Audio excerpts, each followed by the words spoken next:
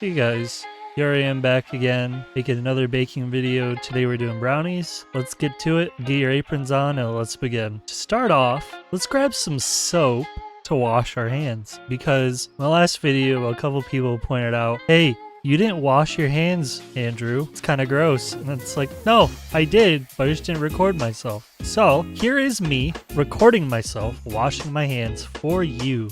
To know that I am not a disgusting person. Also, I recommend you do this as well if you're going to be baking for other people so you don't get them sick and then they get mad at you and then your friendship with them will just be over because you got them sick. Not that it would actually happen, but still, you never know. People are crazy these days. Alright, so let's grab our ingredients. First thing we need is unsalted butter. Remember, unsalted. Then we're going to need some pure vanilla extract. We're going to need some sugar, flour, and eggs, as well as your choice of any sort of unsweetened chocolate. Then you're going to get your butter, and you're going to put your butter inside a decently sized saucepan or a pot if you don't have a saucepan. You can do it in a pot, easy. And you're going to melt the butter. By the way, I'm doing a double batch, but I will be showing the sizes for both the double batch and the normal batch sizes.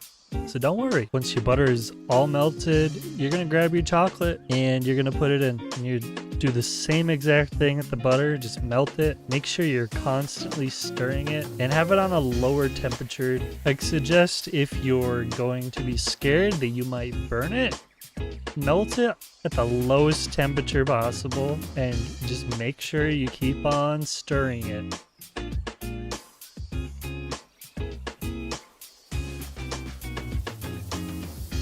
Next thing, once chocolate's all melted, you're going to add in your sugar. Next, you're going to mix the sugar and chocolate together until it kind of looks like mud.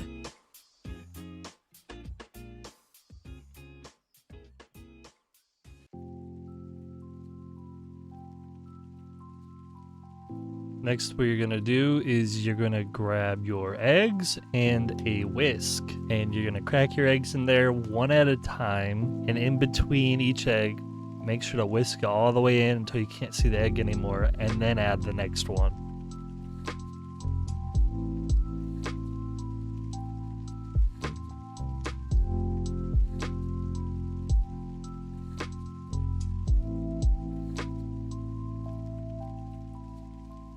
Next, we're going to grab our flour, and as I said in the last video, make sure you scoop it with a spoon into the measuring cup. And now, you're going to start whisking again, and keep going until all the flour is gone, and it doesn't look like there's flour in it anymore. Alright, so now it should look, oh, I almost spilled it. It should look like this. But before we continue, I actually forgot something that was kind of important. We forgot to add the vanilla, so I'm gonna add that now. And just remember, you need to whisk the vanilla in as well. Just whisk it for a good 30 seconds to a minute. Make sure it's just in there completely. Next, you're gonna wanna grab your pan. And then, I also, for whatever reason, just forgot to do, is you need to butter the inside of your pan. You can use ham spray, and you just cover the entire inside of the pan.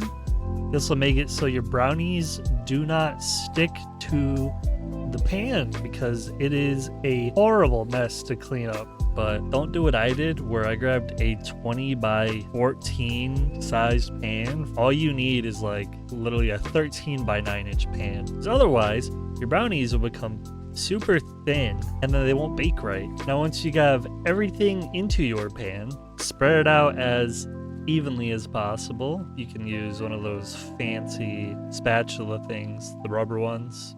This thing that I'm putting on the screen, I have no idea what these are called. And you can use that, or you could just use a spoon, but I like these thingies better. Next, you're going to put your dough in the oven at 350 degrees for 30 minutes. Let's see how my brownies turned out. Oh my goodness!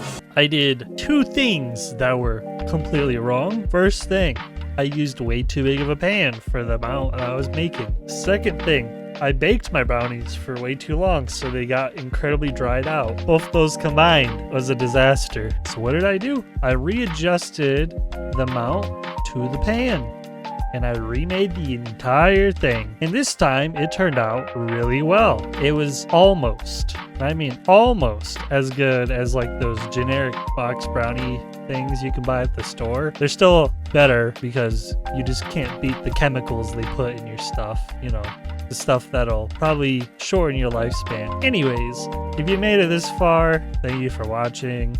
Please like, share, subscribe even. You know, I'm going to be making more stuff like this, so you might as well. Anyways, I'll see you next time.